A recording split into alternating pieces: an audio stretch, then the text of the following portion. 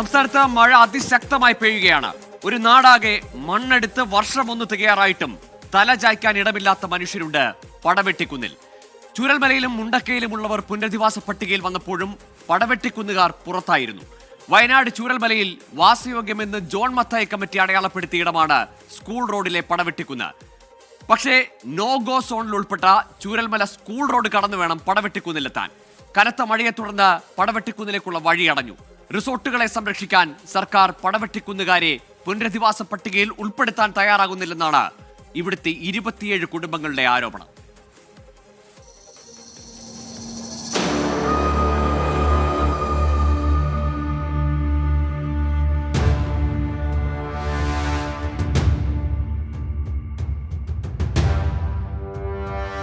പടവെട്ടിക്കുന്നിലേക്കുള്ള Vellarmala school റോഡാണിത്. കനത്ത മഴയിൽ ഈ റോഡ് വീണ്ടും പുഴയായി മാറിയിരിക്കുകയാണ്. ദുരന്തത്തിനിപ്പുറവും താൽക്കാലികമായി ആളുകൾക്ക് സഞ്ചരിക്കാൻ കഴിയുന്ന വിധത്തിലായിരുന്നു ഈ റോഡുണ്ടായിരുന്നത്. വെള്ളം കുത്തിയൊലിച്ച് ഇവിടം പൂർണ്ണമായും തകർന്നിരിക്കുകയാണ്.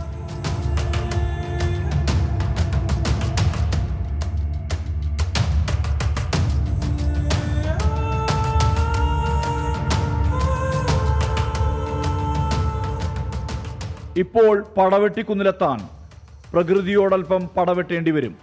6 ദിവസമായി പെയ്യുന്ന മഴയിൽ സ്കൂൾ റോഡിന്റെ സ്ഥിതി ഈ വിധമാണ്. ഇതെല്ലാം തരണം ചെയ്തു വേണം അങ്ങോട്ടേക്ക് എത്തിച്ചേരാൻ. ഉരുൾ ബാക്കി നിർത്തിയ കൂറ്റൻ പാറകൾ 7 നിമിഷവും താഴേക്ക് പതിക്കാം. പടവെട്ടിക്കുന്നിലേക്ക് വഴിയടഞ്ഞിട്ടും താമസയോഗ്യം എന്നാണ് ജോൺ മത്തായി കമ്മിറ്റിയുടെ കണ്ടെത്തൽ. അതിനാൽ തന്നെ സർക്കാർ പുനരധിവാസ പട്ടികയ്ക്ക് പുറത്താണ് ഈ 27 കുടുംബങ്ങൾ. നമ്മളിവിടെ താമസിക്കാൻ പറ്റില്ല, പല രീതിയിൽ നമുക്ക് പേടിയാണ്, ബേജാറാണ് എന്ന് പറഞ്ഞാൽ ഒരുപാട് പറഞ്ഞാണ്. പക്ഷേ അത് സർക്കാർ അംഗീകരിച്ചിട്ടില്ല. ഇനി ഞങ്ങൾക്ക് ഇവിടെ നിന്ന് ജീവിക്കാൻ കഴിയില്ല. അപ്പോൾ നിങ്ങൾ നിർബന്ധമായിട്ട് ഏറ്റെടുക്കണം. ഈ 27 കുടുംബത്തിന് ഏറ്റെടുക്കുന്നത് നിർബന്ധമാണ്. അതുപോലെ ഒരു 9,000 റുപ്യ നമുക്ക് തരാമെന്ന് പറഞ്ഞു, അത് നമുക്ക് ഇതേ സമയത്ത് കിട്ടിയിട്ടില്ല. അതുപോലെ 6,000 റുപ്യ വാടക തരുന്നുണ്ട്, അത് നമുക്ക് സമയത്ത് കിട്ടുന്നില്ല. ഇവർ പറയുന്നതൊന്നും പ്രവൃത്തി വേറൊന്നാണ് സാറേ ഉള്ളത്.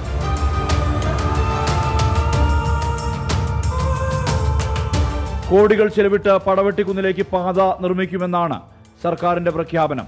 ഇതിലെ ഒരു ഭാഗം മാത്രം മതി 27 കുടുംബങ്ങളെ കൂടി പുനരധിവാസ പട്ടികയിൽ ഉൾപ്പെടുത്തി വീട് നൽകാൻ എന്നാണ് ഇവിടുത്തുകാരുടെ മറുപടി. വഴിയടഞ്ഞ പ്രദേശത്തെ പട്ടികയിൽ ഉൾപ്പെടുത്തുമെന്ന സർക്കാർ പ്രഖ്യാപനം പാലിക്കണമെന്നും ഇവർ ആവശ്യമായി തന്നെ ഉന്നയിക്കുന്നു.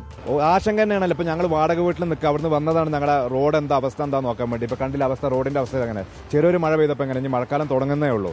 അപ്പം ഞങ്ങൾ എത്രയും പെട്ടെന്ന് സർക്കാർ ഏറ്റെടുക്കണമെന്നാണ് ഞങ്ങൾക്ക് ഇതിൽ പറയാനുള്ളത്. ദുരന്ത സാധ്യതാ മേഖലകളെക്കുറിച്ച് പഠിച്ച വിദഗ്ധ സമിതി പടവെട്ടിക്കുന്നിന് മുകളിൽ 2020 ഉണ്ടായ ഉരുൾപൊട്ടൽ പ്രദേശം പരിശോധിക്കാൻ പോലും തയ്യാറായിട്ടില്ലെന്ന ആരോപണവും ഉയരുന്നുണ്ട്. നിലവിൽ ഇവരെല്ലാം വിവിധ വാടക വീടുകളിലാണ് താമസിക്കുന്നത്. പ്രദേശത്ത് ആൾതാമസം ഇല്ലാതായതോടെ ആന കുത്തിമറിച്ചിട്ട കൃഷിയിടങ്ങളാണ് ഇവിടുത്തേതിൽ ഏറെയും. സർക്കാർ പുനരധിവാസ പദ്ധതിക്ക് പുറത്തായാൽ ജീവൻ പണയം വെച്ച് ഇവിടെ കഴിയേണ്ട ഗതികേടിനെ കുറിച്ച് ഓർക്കാൻ പോലും ഈ മനുഷ്യർക്ക് സാധിക്കുന്നില്ല. പുനരധിവാസ പട്ടികയിൽ ഉൾപ്പെടാതെ പോയവരാണ് പടവെട്ടിക്കുന്നുകാരും റാട്ടപ്പാടിക്കാരും. അന്തിമ ലിസ്റ്റിൽ തങ്ങളെ ഉൾപ്പെടുത്തണമെന്ന ആവശ്യമാണ് ഈ മഴപ്പെയ്ത്തിന്റെ പശ്ചാത്തലത്തിൽ ഇവർ ഉന്നയിക്കുന്നത്. മനു ദാമോദരനൊപ്പം ചൂരൽമലയിൽ നിന്ന് സുർജിത്ത് അയ്യപ്പത്ത്, 24 വയനാട്. പൊതുജനം കഴുതയല്ല സാർ. പ്രിയപ്പെട്ടതെല്ലാം പ്രിയപ്പെട്ടവരിൽ പലരും ഉരുളെടുത്തു പോയ നാട്ടിലാണ് അവർ ജീവിക്കുന്നത്. പടവെട്ടിക്കുന്നുകാർക്ക് മഴയ്ക്കൊപ്പം ആശങ്കയും കനക്കുകയാണ്.